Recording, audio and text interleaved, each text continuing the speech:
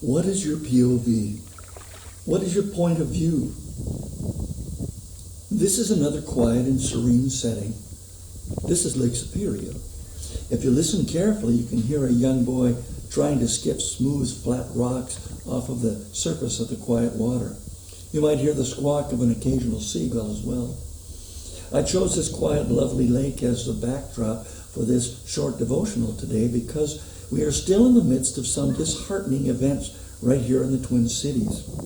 So much sadness, so many hurting people. When you get to witness evil right before your eyes, when you get to watch a man's life expire for no good reason at all, many, many emotions explode within your heart and mind. These are the times that I must stay grounded in the Word of God. Through the Word of God, I find direction for my wayward thoughts. I find the healing balm for my wounded heart. And I find courage to continue to look at the world through the filter of God's love. My pondering and reading brought me to the words of Jesus found in John 16:23, which says, I have told you all this so that you may have peace in me. Here on earth you will have many trials and sorrows, but take heart, because I have overcome the world. Thalipsis, that's the Greek word used here for trials and sorrows. The word really describes the events of this past week.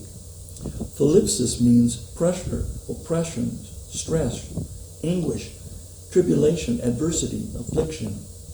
And in light of the manner of George Floyd's murder, the next few meanings of thalipsis are especially vivid.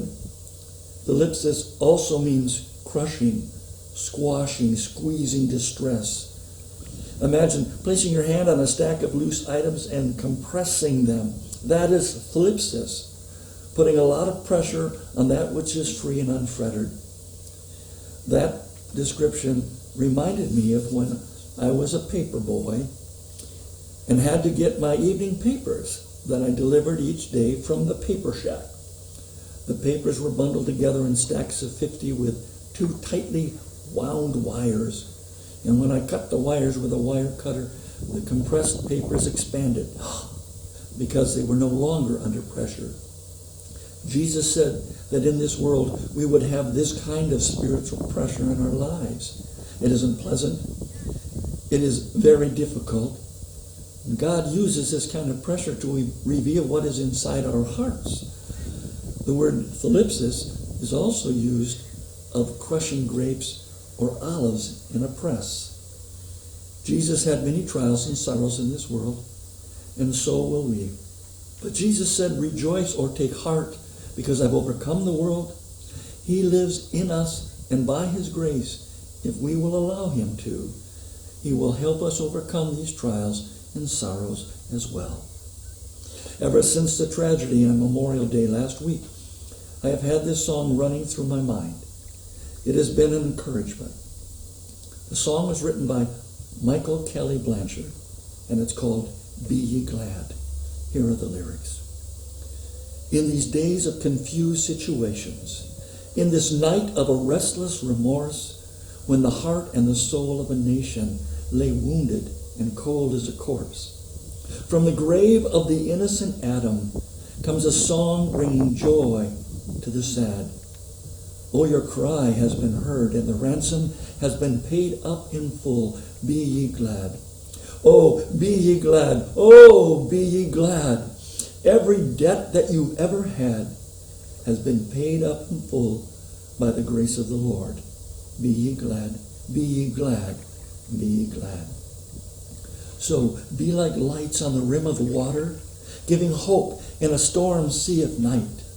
Be a refuge amidst the slaughter of these fugitives in their flight. For you are timeless and part of a puzzle. You are winsome and young as a lad.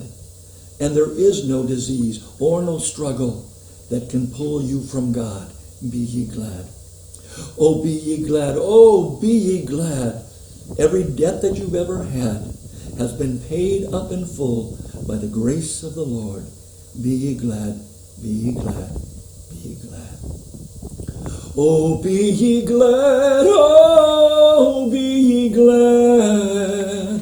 Every debt that you ever had has been paid up in full by the grace of the Lord.